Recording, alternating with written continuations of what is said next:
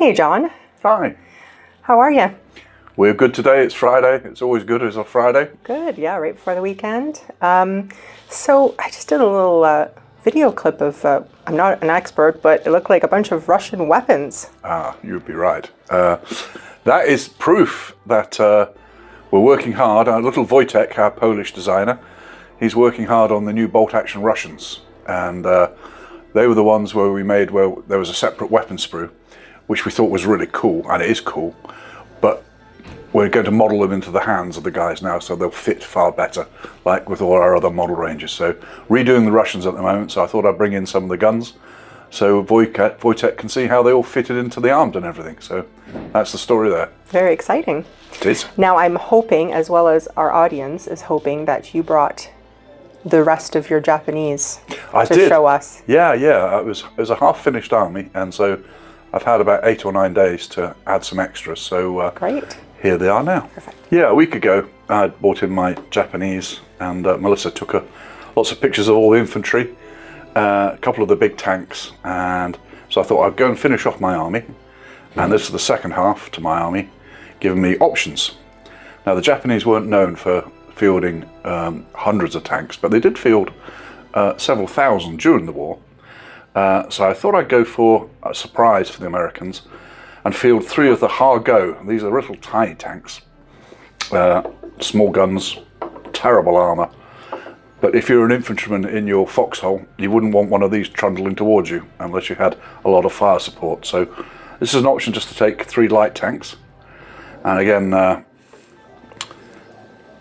last week I said I was going to add a 20mm anti-tank rifle to my team to try and take out the Alligators and the Stuart light tanks that the Americans or the British might field. And so I've got that ready there. For a bit of extra fun on my tabletop, I've got one of these, which is a kind of a watchtower made by our sister company called Skytrex out of lovely laser cut wood.